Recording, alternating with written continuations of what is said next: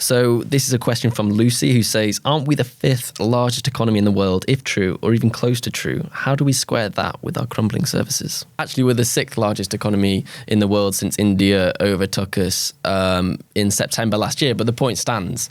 We're a very wealthy country. On paper, why is it that we have all these problems in the public realm? I mean, okay, I think it's a combination of many things. I think it's short-termism in government. I think we've got a massive productivity crisis. I think it's austerity, it's stagnation in public thinking about solving these problems. Yeah, I mean, I find this really interesting question because I think, since sort of austerity kicked in, and we've been seeing sort of less and less for what we pay into the system, especially in our local services.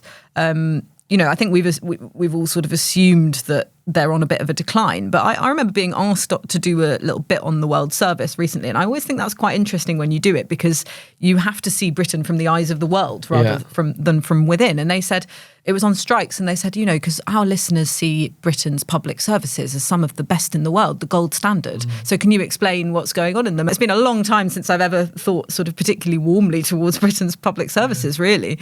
Maybe just because of the job that I do. Perhaps people in Britain do feel that way, but it was interesting. So I do think that, from around the world, there's this idea, especially of the NHS, of this kind of quite civic, well-functioning system. Yeah. And it just isn't that way anymore. And that really does jar with where the UK stands in the world, whether it's the 5th or the 6th largest economy. Yeah, but it is worth noting that NHS funding hasn't fallen in real terms in the past 13 years or so. It's actually increased. It's bar the pandemic is the largest it's ever been. I mean, I think other factors that complicate that picture is that we've got a growing population and we've got an ageing population.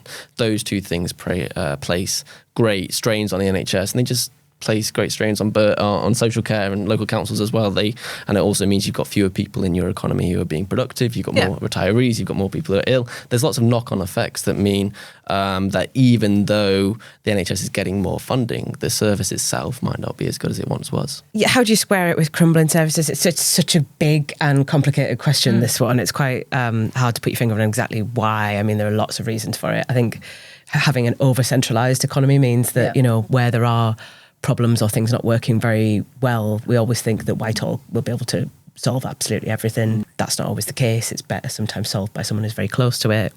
I think the country generally just has very little patience with big infrastructure projects that could actually improve productivity. HS2 potentially having its funding cut in the sort of months and years ahead is a very good example of that. It's one of the things that actually does cost a lot of money and may have a long-term benefit for the country, but we become impatient with that kind of project very, very quickly. And we just haven't modernised many of our services for a very long time, therefore they cost more. Like the NHS being probably the best example of that, huge service, but still using things like fax machines, that means that, processes just cost more and take longer. And we're demographically going through a period of adjustment where we've got, people are living an awful lot longer, and that means they cost a bit more, and it's harder to adapt services to them. So it's a really complicated question. Yeah, it is. I think it's a great question though, because it gets to the crux of politics, which is in effect that the government takes in all of this tax revenue. It also has a